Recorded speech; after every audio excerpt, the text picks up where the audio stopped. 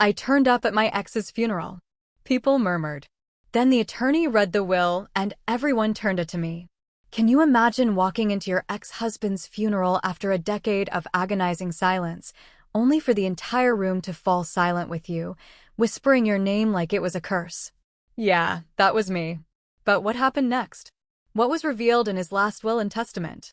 Trust me, no one saw it coming, especially not the woman who thought she'd replaced me. That morning, as I stepped through the heavy church doors, the air shifted. It was palpable. Conversations died mid-sentence, heads snapped up, and eyes, dozens of them, darted and craned towards me. Some people gasped, a few whispered Leona, like my name was a forbidden word.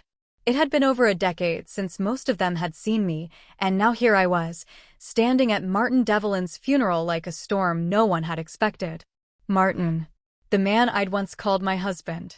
He lay in an open casket, surrounded by a sea of white roses and the soft, melancholic hum of a cello. Front and center, dabbing her eyes with a tissue she barely used, sat Tina, his second wife.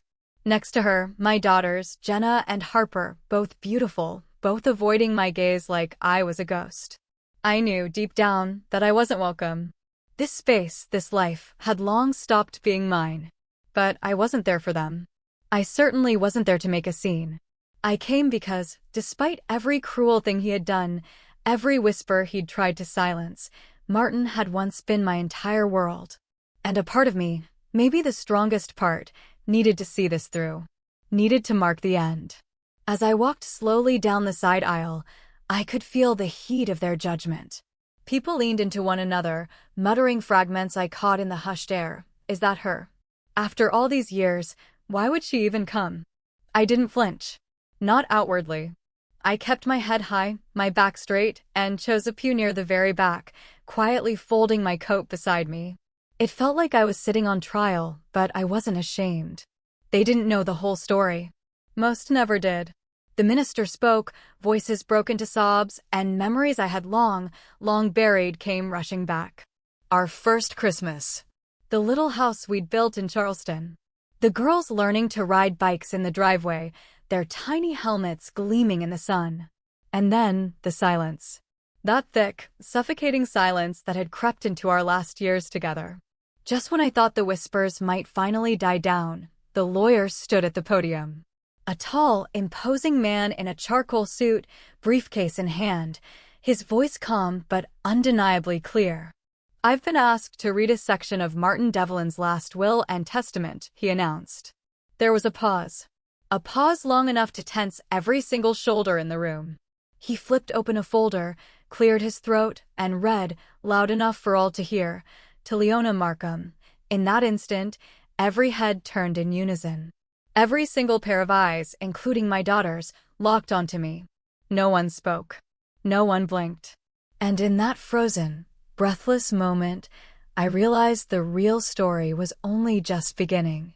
The foundation and the cracks before betrayal etched my name into whispers. I was simply Leona. A wife. A mother. A woman who poured her heart into building a life, not chasing one.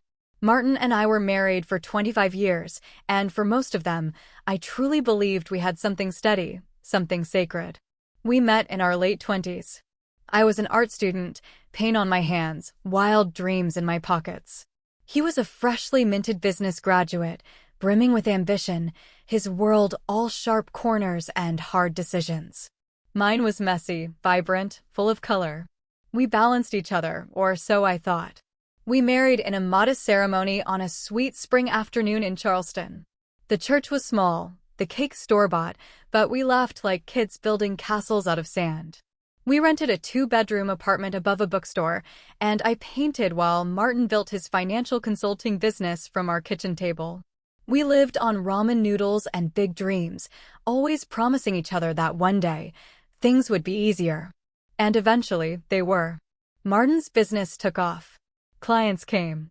So did the money. Soon, he was wearing suits that cost more than our rent in those early years. I stayed home, raising our daughters, Jenna and Harper, while painting on the side, mostly as gifts, sometimes for neighbors, and often just to remember who I was. Our home in Charleston was something I had helped design, every corner imbued with our life. The garden out back bloomed with hydrangeas because I loved how wild they grew. The walls were painted in calming earth tones. Baby photos, handprint paintings, Martin's first business award, that crooked clay dog Harper made in second grade. We weren't flashy. We were rooted. For years, my world revolved around my family. I drove the girls to school, packed homemade lunches, hosted PTA meetings. I taught them how to bake, how to apologize sincerely, and how to stand up for themselves. When Martin came home late, I made sure dinner was still warm. When he traveled, I tucked handwritten notes into his luggage. He didn't always notice, but I didn't do it for praise. I did it because I loved him, because we were building something beautiful together. But looking back now, I can see the imbalance that lived quietly beneath it all. Martin was the face of our family's success, the one people saw. I was the foundation, the unseen spine, and I didn't mind. I was never hungry for recognition. I believed in partnership, not performance. Our daughters grew, and so did Martin's business. We upgraded from a modest sedan to 2 luxury cars, took family vacations, Paris, Costa Rica, even an Alaskan cruise. On the outside, we were a portrait of success. Neighbors envied us. Friends asked for advice. And I, in my quiet way, was profoundly proud of the life we had made. But now, I wonder if I confused comfort for connection. Martin had become more distant, yet I filled the gaps with understanding. I told myself, he's just stressed. It's a busy season. He's doing all this for us. The truth is, I didn't want to admit what I saw, that the man I married was slowly becoming someone I didn't recognize, and worse, someone who no longer saw me at all. Still, there were no screaming matches, no threats of leaving, just a soft, creeping silence that settled between us like dust on forgotten shelves. I'd ask about his day, and he'd answer with a nod. I'd show him a new painting, and he'd glance, say nice, and return to his laptop. He wasn't cruel. He was absent. Present in body, but somewhere else entirely in mind. But even then, I didn't think we were broken. I believed this was just a season, a dry patch that all marriages hit. I told myself that love was quiet sometimes, that maybe after so many years, comfort was enough. I held on to that belief like a lifeline. I thought we were safe. I thought we'd made it through the hard parts. I didn't know that while I was tending the garden, Martin was already halfway out the door. The first cut, the first undeniable sign that something was truly, irrevocably wrong didn't come in the form of an argument or a slammed door. It came wrapped in linen and wine, on a night meant to celebrate Martin's latest business award. We were invited to a formal gala downtown, the kind with string quartets, delicate hors d'oeuvres, and ice sculptures carved into company logos. Martin was receiving a leadership award for outstanding entrepreneurial excellence. I had spent the entire afternoon preparing. I wore a midnight blue dress he'd complimented years earlier, paired with the silver necklace he gave me on our 20th anniversary. I even styled my hair the way he liked it, soft curls, not too much spray. I wanted to look elegant, not for anyone else, just for him. When we arrived, Martin immediately separated from me. I told myself it was fine. He needed to shake hands to network. It was his night, after all. I hovered near the bar with a glass of white wine, smiling politely at strangers, watching him from a distance as he laughed, clapped backs, made toasts. He was magnetic in rooms like that. Everyone gravitated toward him, and I didn't mind being in the background. I never had. But then it happened. An executive from a partner firm came over to introduce himself to Martin, who was standing nearby with a few colleagues. I moved closer, smiling, ready to extend my hand. That's when Martin gestured towards me, casually, and said, "Oh, and that's Leona. She keeps me sane." He said it with a chuckle, like it was an inside joke.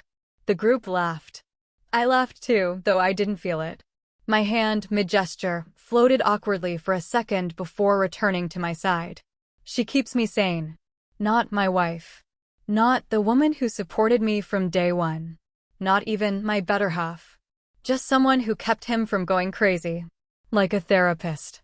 Or a houseplant. It was a small thing. A passing remark in a noisy ballroom. But it landed like a stone in my stomach. The rest of the evening, I smiled through it. I clinked glasses, posed for photos, applauded as he gave his acceptance speech. He thanked his team, his mentors, his late father. He never once mentioned me. I told myself it wasn't personal, that he simply forgot, that maybe acknowledging me in such a professional setting would seem off-topic. But even as I rationalized it, I felt the warmth drain from my chest. On the drive home, I wanted to say something. Not to accuse, but to understand. I turned to him at a red light and asked gently, "Did you mean what you said tonight? About me just keeping you sane?" He didn't even look over. He was scrolling through congratulatory texts on his phone. "It was just a joke," he said. "Don't be so sensitive." Sensitive. That word had started to follow me around like a shadow. Anytime I brought up something that hurt, something that made me feel invisible or dismissed, I was sensitive. It was his shield, his clever way of deflecting without engaging.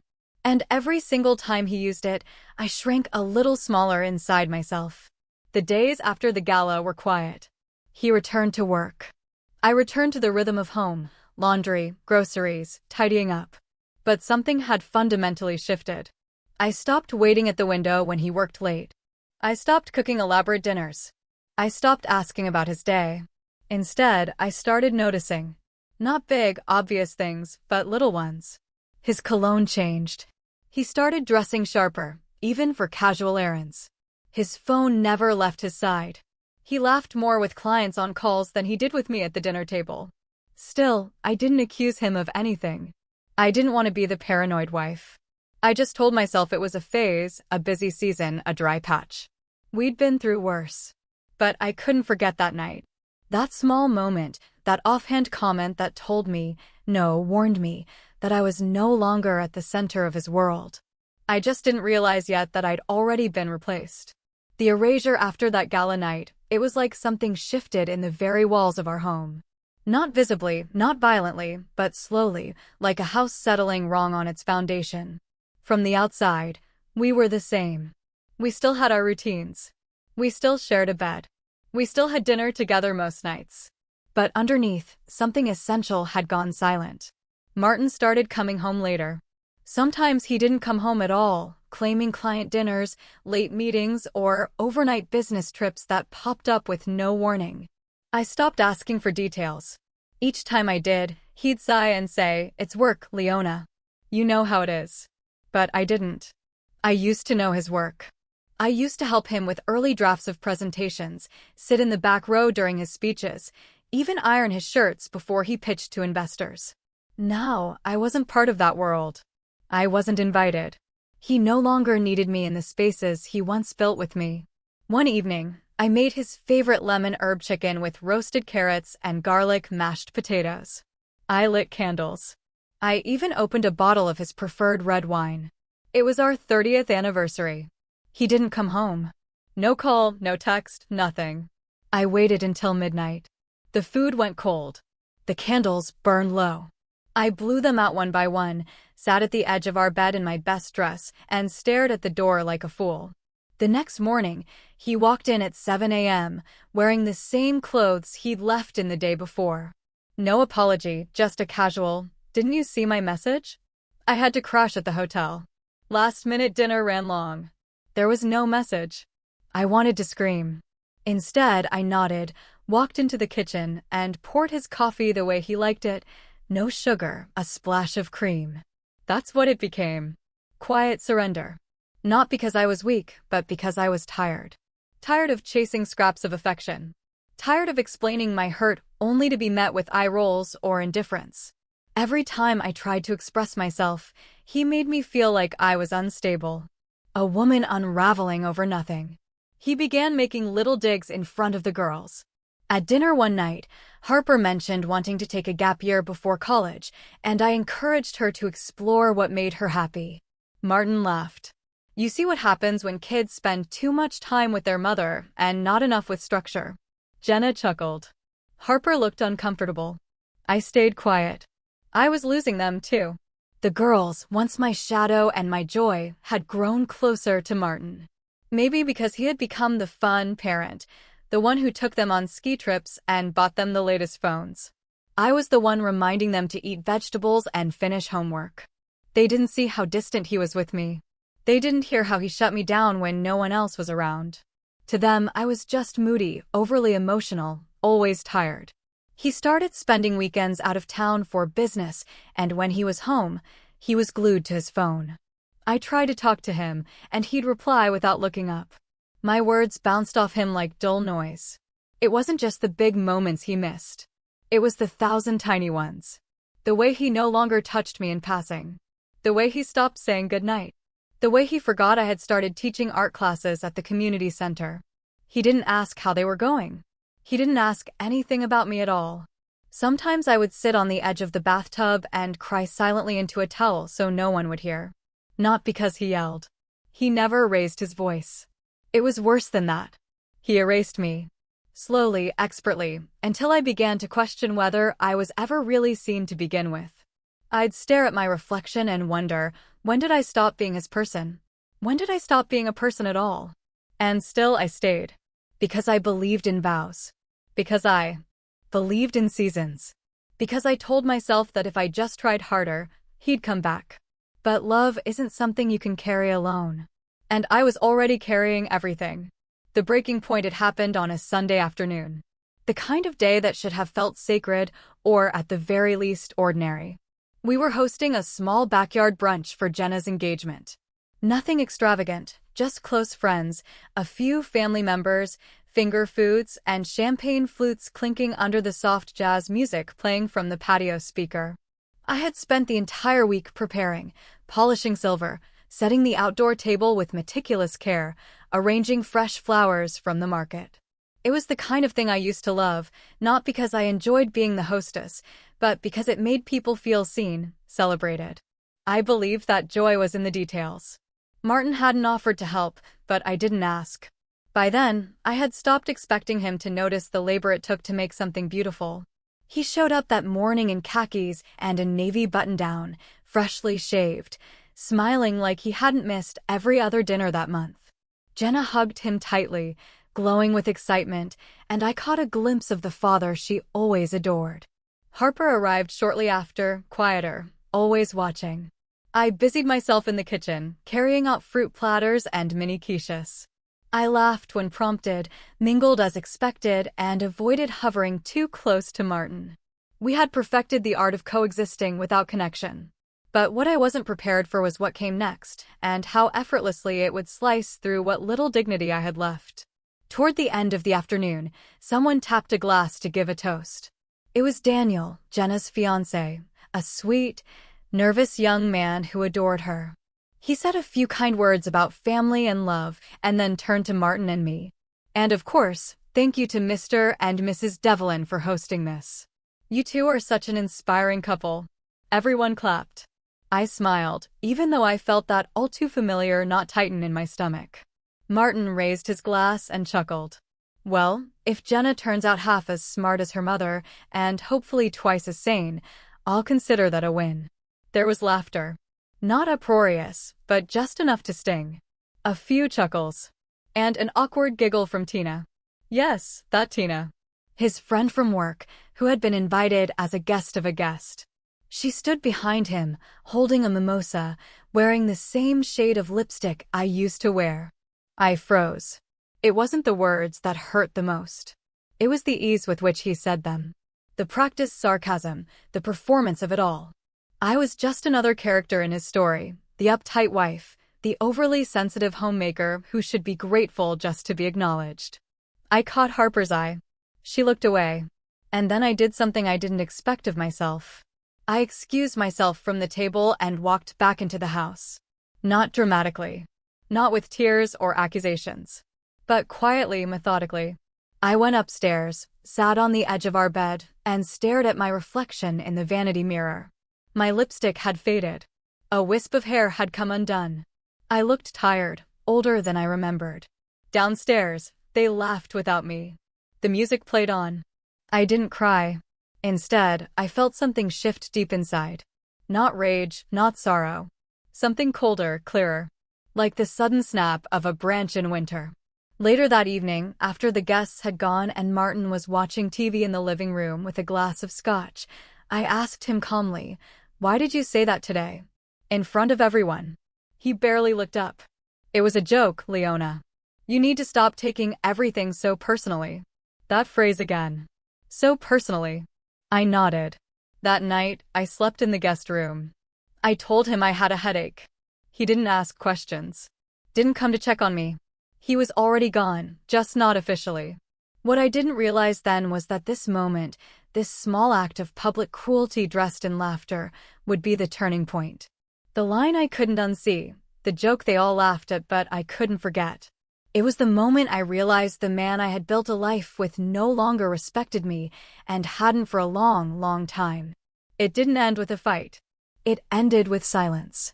The quiet departure the day Martin asked me to leave, or rather, suggested it, as he so delicately put it, was ordinary in every other way.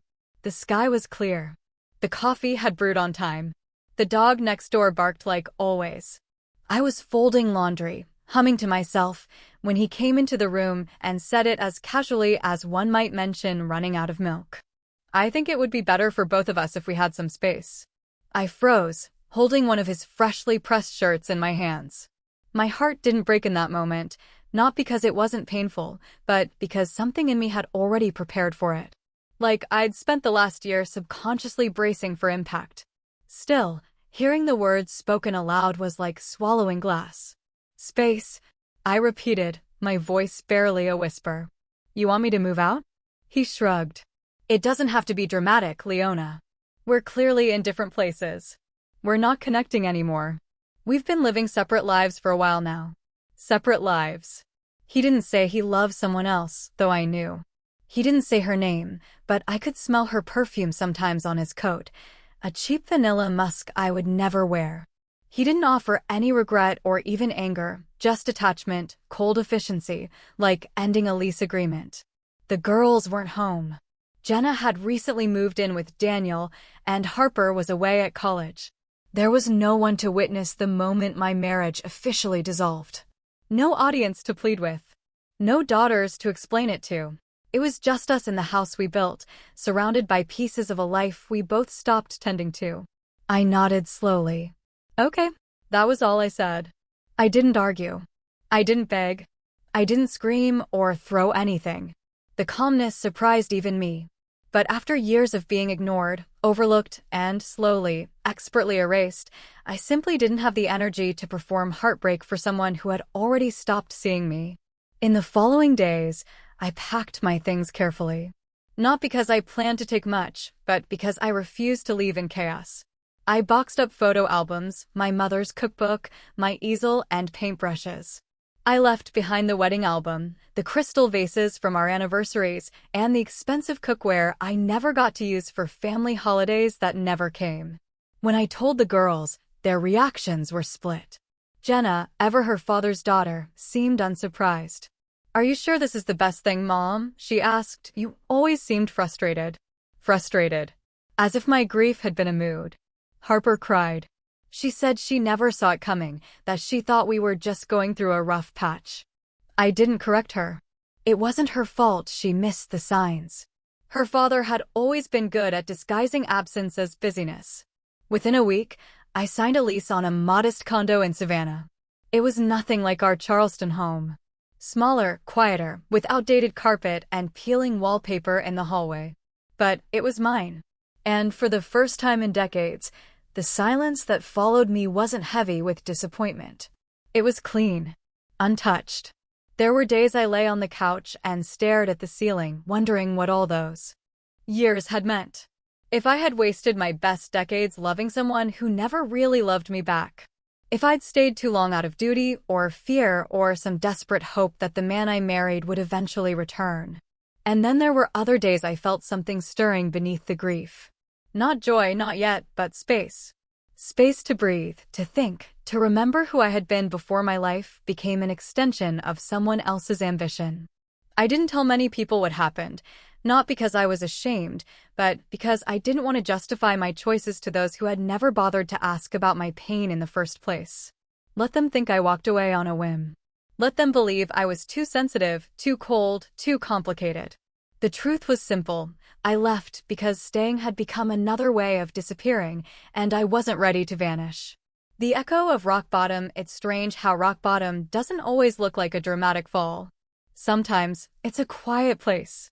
A lonely grocery aisle where no one notices you crying next to a can of soup. A cold kitchen with only one coffee mug in the drying rack. A voicemail that never gets returned. That's where I lived for the first 6 months after leaving Martin. The condo in Savannah was small, just 2 bedrooms and an old radiator that clanged like a rusty bell at night. It was the kind of place where the pipes groaned louder than your thoughts, and still, the silence found a way in. I decorated it with what little I brought.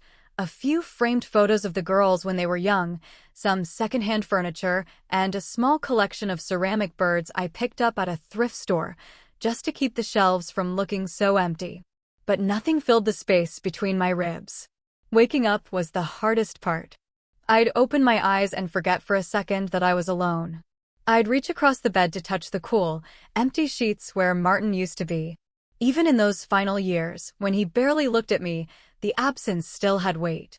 And when reality sank in, it didn't hit like a punch. It leaked in, like water through a cracked ceiling. Slow. Relentless. The girls called occasionally, mostly Harper.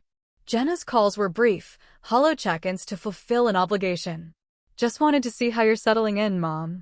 I'd lie and say everything was fine, that I was loving the freedom, that I'd even started painting again. None of that was true yet. I took a part-time job as a receptionist at a dental clinic downtown. The pay wasn't great, but it kept me from sinking entirely. I filed patient charts, scheduled cleanings, and smiled like I had a reason to. The other women were polite, but I didn't make friends. I felt old around them, not because of my age, but because of the grief I carried like an invisible backpack. It made me heavy in a way they didn't understand. There were nights I didn't eat. Nights I fell asleep on the couch with the TV playing reruns, just to avoid walking past the empty bedroom. Nights I opened old albums and ran my fingers over the edges of pictures that had once meant something. A Christmas morning. A school play. Martin and I on our honeymoon. We looked happy. Maybe we were. Or maybe I just didn't know any better. The hardest day came when I ran into Martin's photo online. I was scrolling through a local news site during my lunch break when his face popped up on the screen. Devlin and Marsh Realty sponsors annual charity gala. There he was, arm around Tina, both of them smiling like a political couple. She was wearing that same lipstick again, that artificial pink that looked like melted candy. And there, standing beside them, were Jenna and Harper. It was like being erased in real time. They had taken a new family photo without me. A glossy, public image that told the world, we are complete. We are happy. We've moved on. I barely made it to the clinic bathroom before I broke down. I sat on the floor of that stall, knees pulled to my chest, and wept into my sleeves. I wasn't crying because I missed Martin. I was crying because I realized no one else did. No one seemed to notice I was gone. I had built my entire life around other people's needs. And when I stopped serving that role, I simply disappeared. I wish I could say that moment gave me clarity, that I wiped my tears and vowed to rise from the ashes like a phoenix. But that's not how it works. Not at first.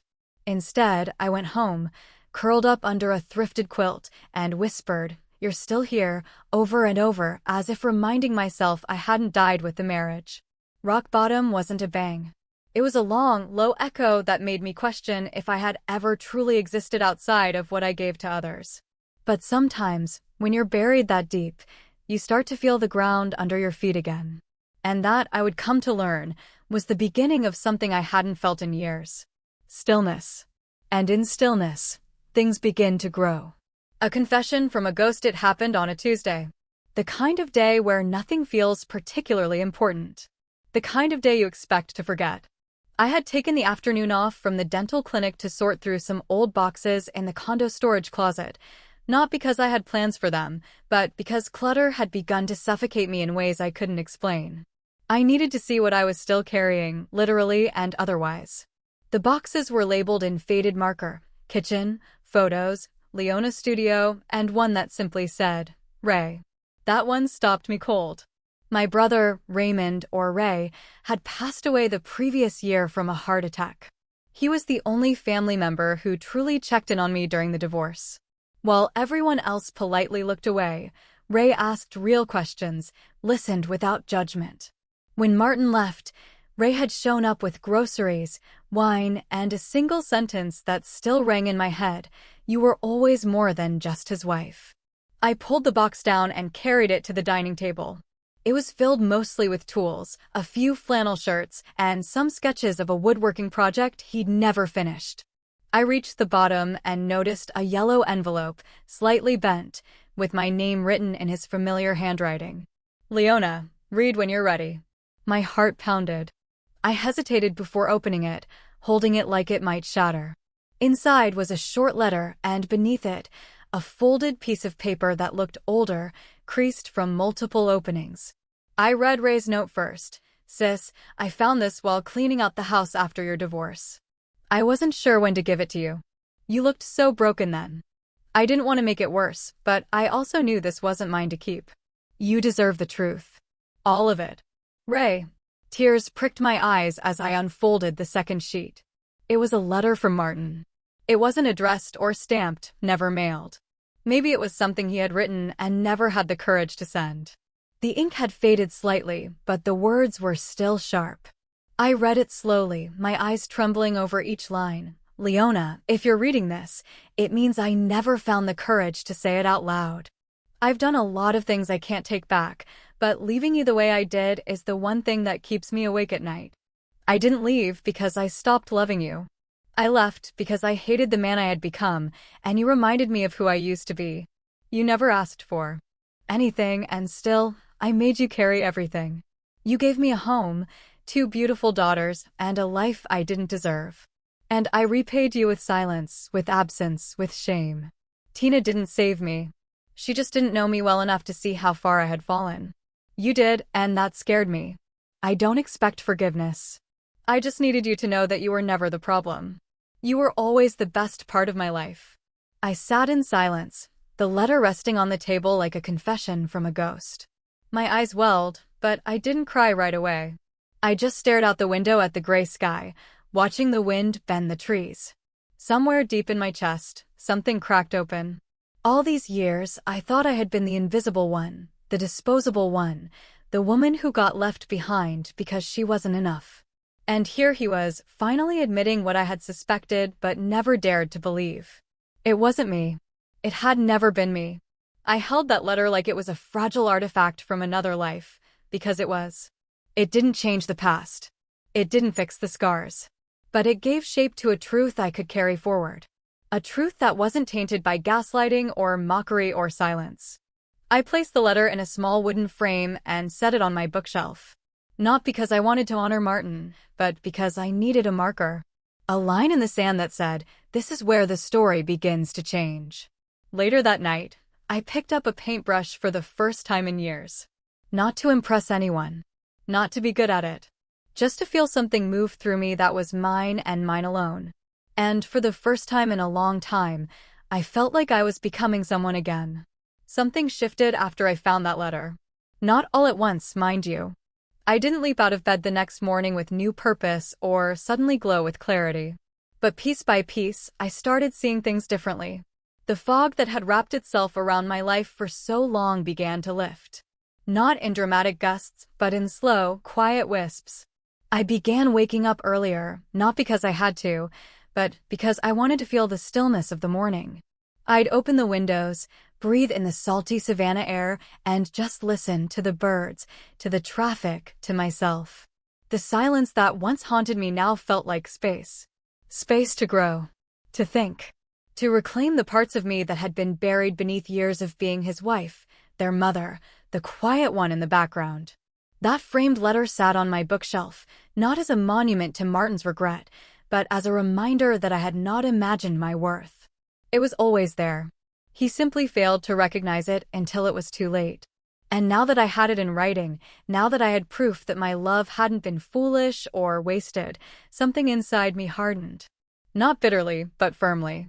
A foundation was being rebuilt. I started journaling again.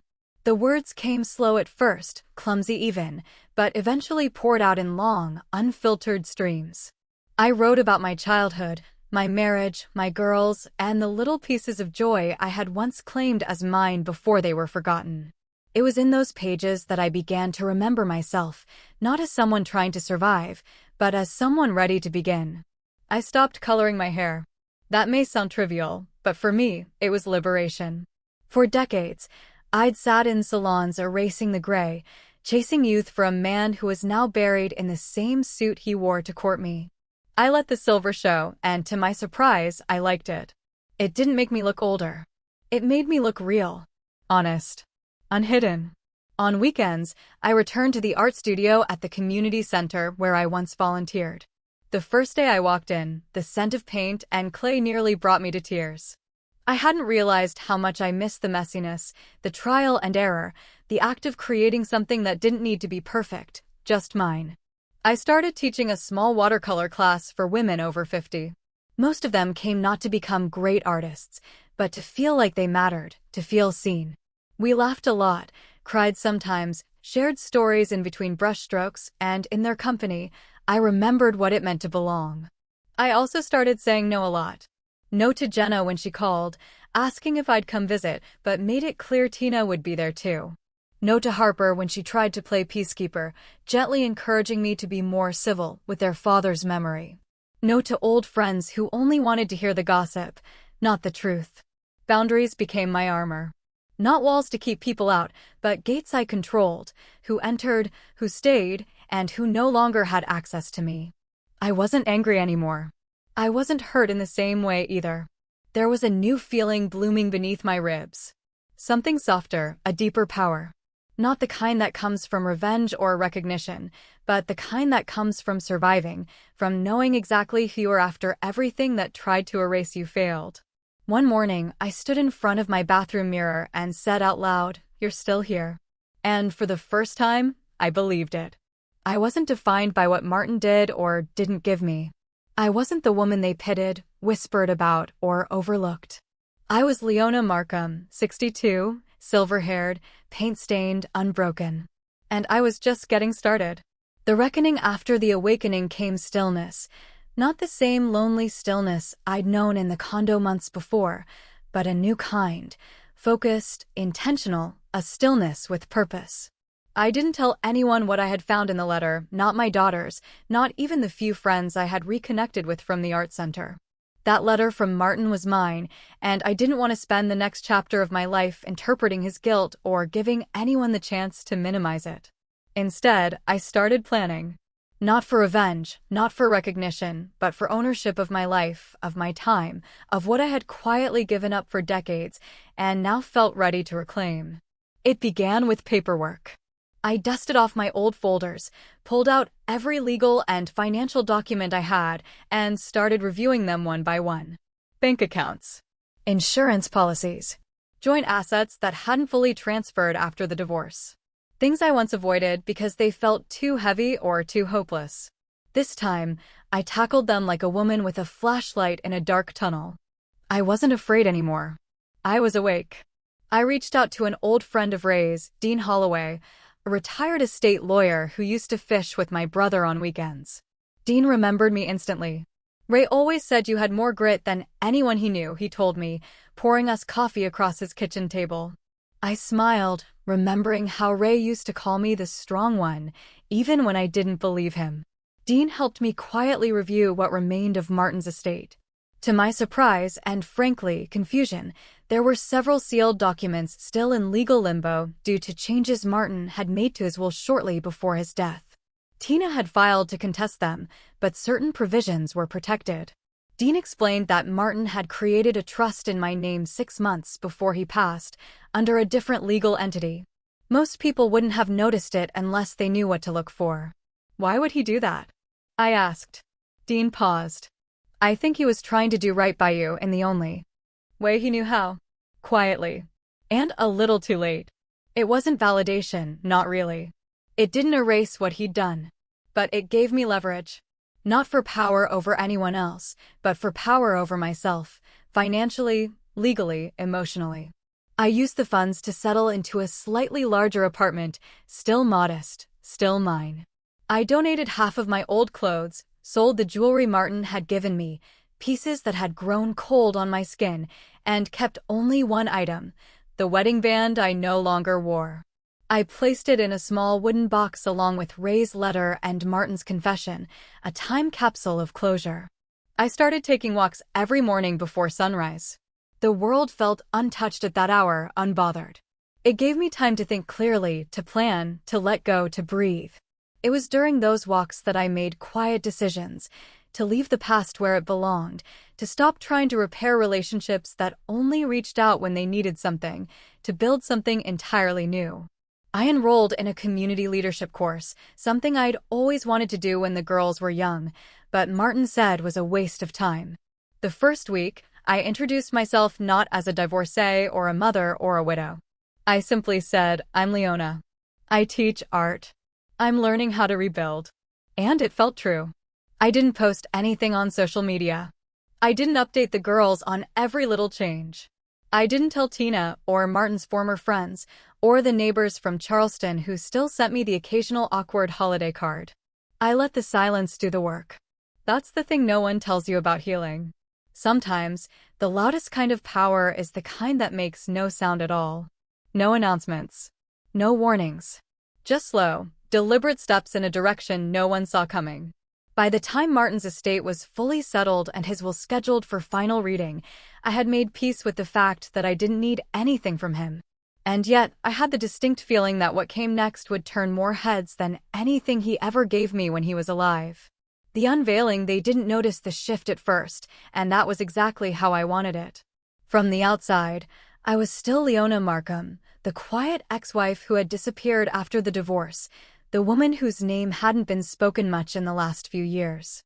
I hadn't made a scene. I hadn't demanded anything. I hadn't even attended Martin's retirement party, though I was invited, likely out of obligation. I was invisible to most of them, and they had grown comfortable with that. But slowly, that comfort began to crack. It started with the calls from Martin's legal team, or more specifically, the executive of his estate, a man named Thomas Greer, who had been Martin's personal attorney for nearly 20 years. He reached out to me politely, but with growing urgency. Apparently, Martin had made several last-minute amendments to his will, and due to the complexity of the trust accounts involved, some of which were in my name, I was legally required to attend the final reading. I agreed, saying little. What Thomas didn't realize was that I already knew the contents of the trust. Dean had helped me review the paperwork weeks earlier. I knew about the Charleston house, the one Martin and I had bought together before he signed it over to Tina after the divorce. I knew about the sizable art fund that Martin had named after me, a tribute, according to the documentation, to the creative spirit who made a home out of struggle. I even knew that he had written explicit instructions that the provisions for Tina and the girls were not to override my rights to those specific assets. None of them knew. And that was the shift. Power had returned to me, not as a weapon, but as quiet knowledge. I didn't need to argue or fight. I had truth and time on my side. The second sign came from Jenna. She called one evening, her tone softer than it had been in years. Hey, Mom. Just checking in. I heard from Dad's lawyer that you're going to the will reading. I could hear it, that hesitation in her voice, that faint undercurrent of confusion. For so long, they'd believed the narrative that Tina and Martin had fed them, that I had been distant, cold, too emotional to keep the family together. But now, things weren't lining up. Yes, I'll be there, I replied simply. Silence. Then, okay. I just wasn't expecting that. I wasn't expecting a lot of things, Jenna. It wasn't spiteful. It was just true. The next shift came with Tina. I received a letter in the mail, handwritten, which surprised me. It was brief, defensive in tone, cloaked in civility. Leona, I'm sure this has all been overwhelming for you. I want to make it clear that whatever arrangements Martin made were his decision. I hope we can all behave appropriately at the reading and avoid unnecessary tension. Tina. Behave appropriately. The same woman who once stood at my husband's funeral with her hand on his chest like a trophy was now asking me to be civil. It almost made me laugh. Instead, I folded the letter neatly and placed it in a drawer. Not out of pettiness, but as a reminder of how quickly certainty can become insecurity. Behind the scenes, words started spreading. I heard from a former neighbor, Marjorie, who texted me out of the blue, "I heard you might be inheriting the Charleston house." Good for you, Leona. No one deserved it more. I didn't reply. I didn't need to. People who hadn't spoken to me in years suddenly remembered my number. Polite inquiries wrapped in nosiness. Offers to catch up. Thinly veiled questions about the estate. That's the thing about quiet women. They don't stay invisible forever, especially not when the structure that erased them begins to collapse. By the time the will reading was formally scheduled, I had gathered my composure like a perfectly tailored coat. I would walk into that room not to take anything from anyone, but to reclaim what had always been mine. I didn't want applause. I didn't want drama. I wanted the truth to be heard out loud in front of everyone who had spent years whispering behind my back. And whether they liked it or not, they were going to listen. The room was smaller than I expected. A modest conference room at the law offices of Greer and Holloway, with beige carpeting, stiff leather chairs, and a long oval table polished to a dull shine. It smelled faintly of lemon disinfectant and old paper.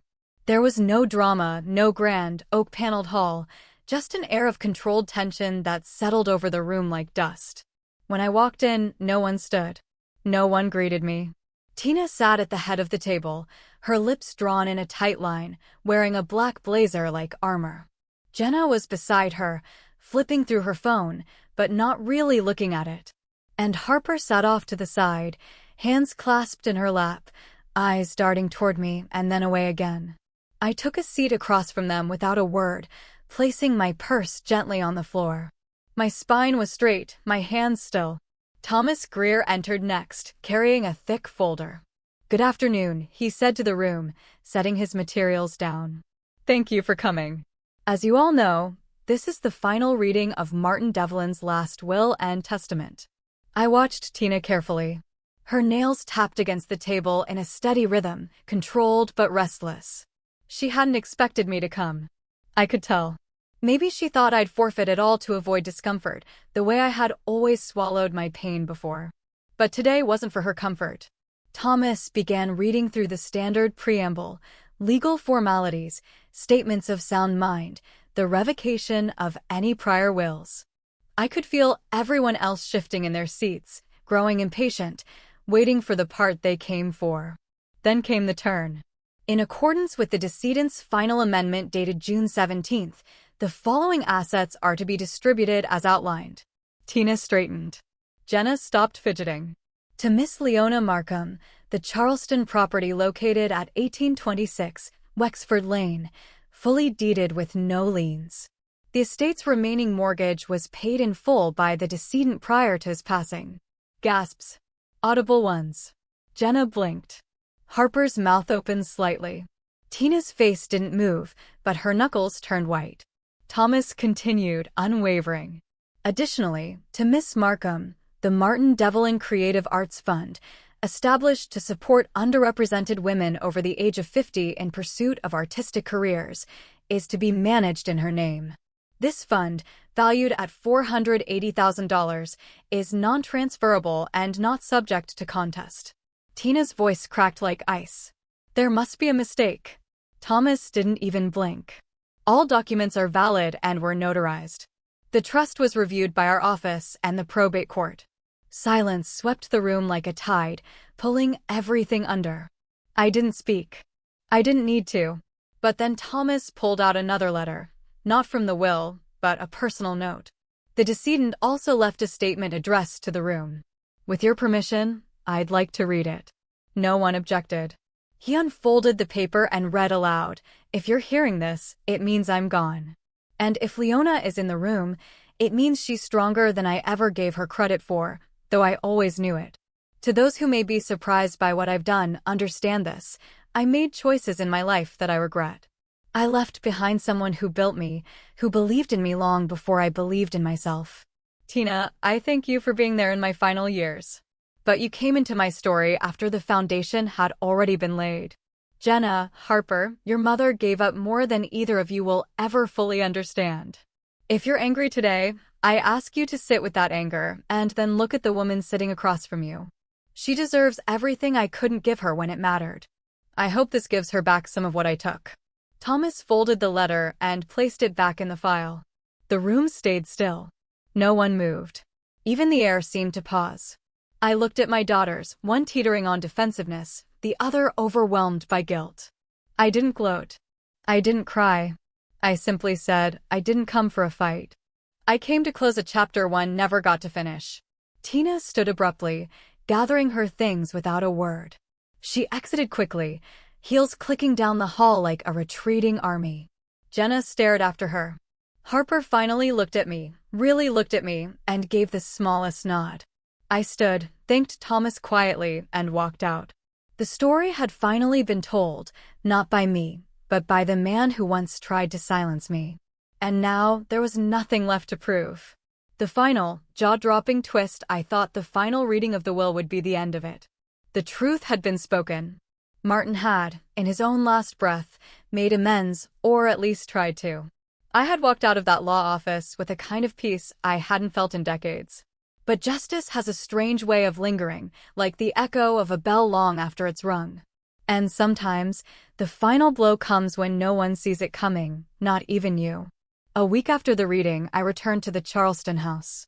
I hadn't stepped foot in it since the day I left, 10 years earlier. Suitcase in one hand, dignity in the other. The key turned easily. Inside, everything looked smaller than I remembered. The furniture had changed. The curtains were different. But the bones of the place, the hardwood floors, the molding we had painted ourselves, the tiny scuff marks on the baseboards from Harper's roller skates, were exactly the same. I walked through the house slowly, taking it in as if it were a museum of a life that had once belonged to someone else. On the mantel sat a photo of Martin and Tina at some charity gala. It was in a silver frame. She was wearing pearls. He looked tired. I took it down, not out of spite, but because it didn't belong anymore. This house, once a symbol of my silence, was mine again. Not as a consolation prize, but as something I had built, lost, and reclaimed on my own terms. The next morning, I received a call from Dean Holloway. "You might want to sit down for this," he said.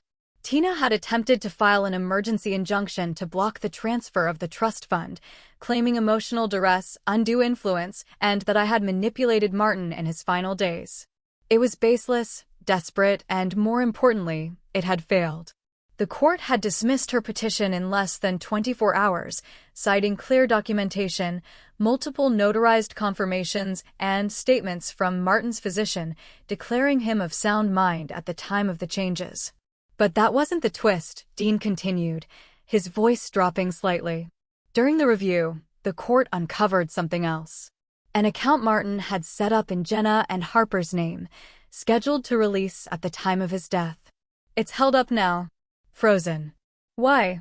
I asked, confused. Because it was funded by a portfolio that included assets he never disclosed in the divorce settlement. Assets that legally should have been divided, which means, Leona, they technically belong to you. I sat there stunned. Martin had hidden assets, stocks, property shares, and a small investment firm he had opened in a partner's name to keep off the books. He'd moved the profits quietly, funneling them into accounts meant for his daughters, but only after ensuring Tina would never see a dime of it. It was all buried so deep that even his primary estate attorney hadn't known until the probate court flagged inconsistencies. What does that mean? I asked, my voice barely a whisper. It means you're entitled to claim them. Not just the trust or the house, but the full portfolio. Estimated value? Dean hesitated. About $1.3 million. It was surreal. Not because of the money, but because of what it meant. For years, I believed I'd left with nothing. I'd accepted it. I'd made peace with building a life from scratch. But now, I stood at the center of a narrative I didn't write, where the man who once walked out on me had, through greed or guilt, left me the keys to a kingdom he thought I would never touch again. I didn't gloat. I didn't run to my daughters and shout, "I told you so." Instead, I requested that a portion of the funds be redirected into scholarships under Ray's name. Quietly, without fanfare. I kept the rest, not as revenge, but as repair. Not to relive what was lost, but to live differently going forward. Tina never called. She packed up and moved out of Charleston within the month. Jenna sent a text, "I don't know what to say. I didn't know any of this." I replied, "I know you didn't. I'm not angry anymore." Because I wasn't. The final justice wasn't in the money or the victory. It was in the restoration of my voice, my worth, and the undeniable fact that I had never been the one who was lost. They just finally saw what had been true all along.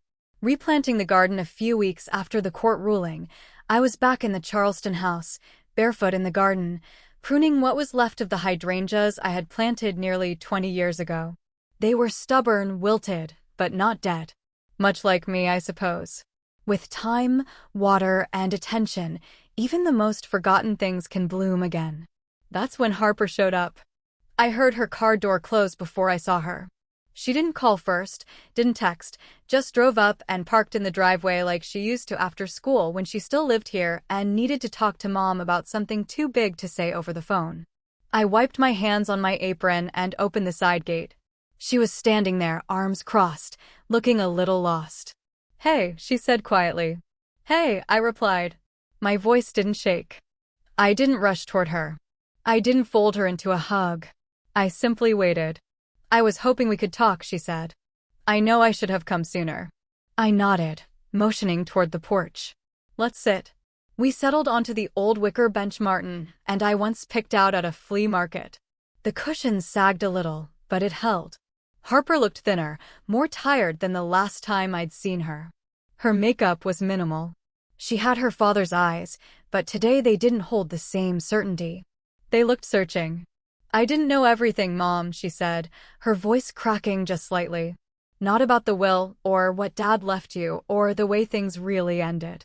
"I know," I said gently. "You weren't supposed to." She looked at me startled. "What do you mean?" "You were a child, Harper. Even when you thought you were old enough to understand, you were still being fed a version of the truth by people who needed to protect their side of it." She lowered her eyes. I believed him. I believed Tina. "I thought you just gave up." That part stung, but I let it pass. I had made peace with the fact that in order for them to accept Tina, they had needed to rewrite me as someone disposable. It wasn't personal. It was survival. And now they were waking up to the truth in pieces. Harper picked at her sleeve, then asked the question she'd clearly been carrying for a while. "Why didn't you ever tell us your side?" I looked out over the garden. "Because you wouldn't have heard me then. And I didn't want to be the mother who turned her children into weapons. I didn't want you to feel like you had to choose." Tears welled up in her eyes. "I'm sorry for not asking. For not being there when you needed me." I reached out and placed my hand over hers. It was smaller than I remembered, softer. "I needed to be there for myself first," I said. And I was. That's why I'm still standing. She laughed softly through her tears. "You're more than standing. You're thriving." I smiled, but said nothing. I didn't need validation. I didn't need the apology. Her being here, genuinely here, was enough. "I don't know if Jenna will come around," she said after a while. "She's proud and angry. She feels like Dad lied to her, and she doesn't know where to put that." "She'll figure it out," I said. "Or she won't. But that's hers to carry, not mine." We sat for a long time, letting the silence stretch without tension. Harper told me about her job, her new apartment, a relationship she was unsure about. I listened, not as someone desperate to be included again, but as someone who had finally found comfort in her own skin. As the sun dipped lower, Harper looked at me and asked, "Can I come by again sometime? Just to visit? Maybe even paint with you?" "Of course," I said, brushing a loose strand of hair behind her ear. "But this time, I'll let you do the talking." She smiled. "Deal." It wasn't a fairy tale reunion. There were no violins playing, no sweeping embraces, no Instagram-worthy selfies of mother and daughter healing in golden hour light. But it was real. And real was more than enough. As she pulled out of the driveway, I stood in the doorway, hand resting against the frame, and realized something quietly powerful. I no longer needed my daughters to understand my story to feel whole. They were welcome in my life, but I didn't need their approval to live it. The painter of my own story, it was a Sunday morning when I finally allowed myself to be still. Not out of exhaustion or emptiness, but out of peace. Real peace. The kind that doesn't arrive in a single moment, but accumulates quietly after months of steady choices. The sun filtered through the lace curtains in my new reading room, a small, sunlit corner I'd converted from the old guest bedroom in the Charleston house. I had painted the walls a soft sage green, hung a few of my own watercolor pieces, and placed a cozy armchair near the window. A record played faint jazz in the background, and on my lap was a steaming cup of black tea. No phone, no TV, just the world as it was, humming gently outside my window. On the side table sat three things: the framed letter from Martin, a photo of Ray holding a fish he once bragged was bigger than it was, and a leather-bound journal, nearly filled now, where I had written every detail of this strange, painful, and ultimately liberating chapter of my life. It's funny how healing doesn't make everything disappear. The scars are still there. I still remember the sound of Martin's voice dismissing me, the hollow ache of being forgotten by my own children, the crushing quiet of that first night alone in Savannah. But now those memories feel like old photographs. Still real, still part of my story, but no longer able to hurt me. I walked into this house 10 years ago as a wife trying to keep a family together. I walked out of it stripped down to nothing but survival. And now I had returned. Not to reclaim what was lost, but to honor the woman who made it through. There was no revenge in my heart, no bitterness, just gratitude for the truth, even if it came late. Martin didn't get to watch me rise. But maybe that's how it was meant to be.